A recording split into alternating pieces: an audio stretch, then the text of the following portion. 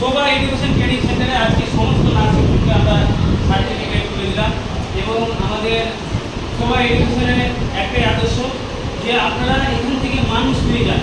আপনারা বাবা মাকে কীভাবে সম্মান দিতে হবে, পেশেন্টের পরিবারকে কীভাবে সম্মান দিতে হবে, বা যে কোনো রুগী আসতে গেলে তাকে নিয়ে পরিবার ভেবে তার পাশে গেলে তার সেবা করতে হবে, সেই শিক্ষাটা আমরা সবসময় দেওয়ার চেষ্টা করেছি। তবুও জানি না কতটা আমি তাদেরকে শিক্ষাতে পেরেছি বা কতটা তারা শিক্ষা অর্জন করতে পেরেছি, তবুও আমাদেরকে আমরা জানাতে দেবো যে আপনারা এই যারা রুগীগুলো আসবে, পেশেন্টগুলো আসবে বা মা বাবাকে আপনারা সম্মান দিয়ে সেবা করার চেষ্টা করবেন। তার মানে এনারা করবে না মনে হয়, কেন আওয়াজ নাই, করবেন তো সবাই? এবার বিশ্বাস করে করবে। তো সকলের জন্য দোয়া করবেন আল্লাহ তাআলার কাছে যেন ওনারা ভালোভাবে যে কোনো প্রান্তে ওনারা কর্মস্থানের জায়গায় থাকুন এবং যে কোনো হসপিটাল, নার্সিং, ডায়াগনোস সেন্টার বা কোনো পরিবারের সাথে যদি যুক্ত হয়ে থাকে তারা যেন মেডিকেল সম্বন্ধে বা সমস্ত ধরনের যেন ওনারা সম্মানের সাথে পরিবারের মতো মিশে তাদের সেবা করতে পারে, পরিষেবা দিতে পারে। এবং আমাদের আজকে এসএমএস ডায়াগনোস সেন্টার যে ম্যানেজমেন্ট ইভেন্ট দায়িত্ব রয়েছেন সাধারণ আজকে আমাদের সবাই এডুকেশন ট্রেনিং সেন্টারে সার্টিফিকেট বিতরণে নার্সিং যে আমরা তুলে দিলাম। তো আজকে ওনাকে কেমন লাগলো আমরা ওনার কাছে জানার চেষ্টা করবো। আপনাকে কেমন লাগলো আজকে সমস্ত নার্সিং সার্টিফিকেট নিয়ে আসে তো অনেকে কর্মস্থান করছে, কী বার্তা দেবেন? যেটা বলতে চাই যে ডায়াগনোস সেন্টারের তরফ থেকে যে শোভা এডুকেশন ট্রেনিং সেন্টার যে মেয়েরা সার্টিফিকেট পেল, আমাদের তরফ থেকে খুব ভালো লাগছে এবং খুশি আমরা এতগুলো মেয়ে এখানে ট্রেনিং দিচ্ছে, কাজ করছে এবং তাদের একটা লাইফও তৈরি হচ্ছে।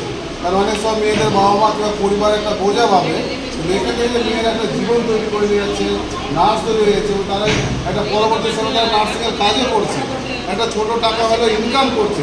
তো সেটা যেন সমাজের কাছে বোঝা না হয় তার জন্য আমাদের খুব ভালো লাগছে।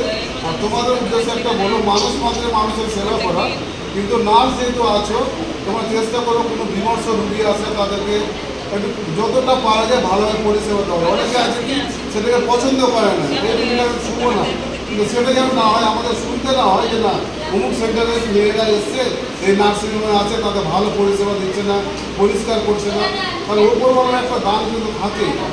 আমরা চেষ্টা করবো, তোমরা চেষ্টা করো সেই জায়গা থেকে যেন ভালো পরিষেবা দিতে পারো এবং নিজের জীবন যেন নিজের তৈরি করতে পারো।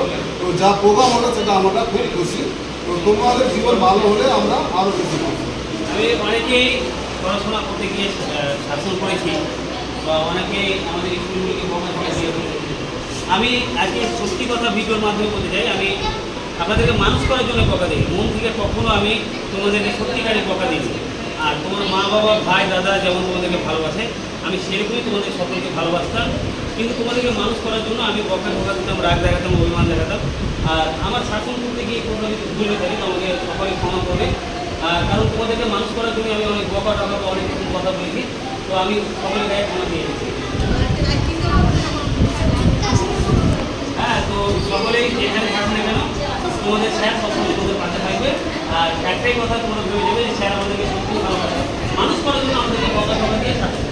তো সকলেই যারা ভিডিও দেখছেন আমাদের সমস্ত জন্য দুহাত করে দোয়া করবেন, আল্লাহ তাআলার কাছে ভগবানের প্রার্থনা করবেন যে যেখানে যাক না কেন যেন সবাই এডুকেশন ট্রেনিং সেন্টার বা ওনার বাবা মার নাম উল্লেখ করে বা সম্মানের সাথে চলাফেরা করে বা যে কোনো জায়গায় গর্ব করে যেন পেশেন্টের পরিবারকে নিজের পরিবার ভেবে যেন সেবা করে এবং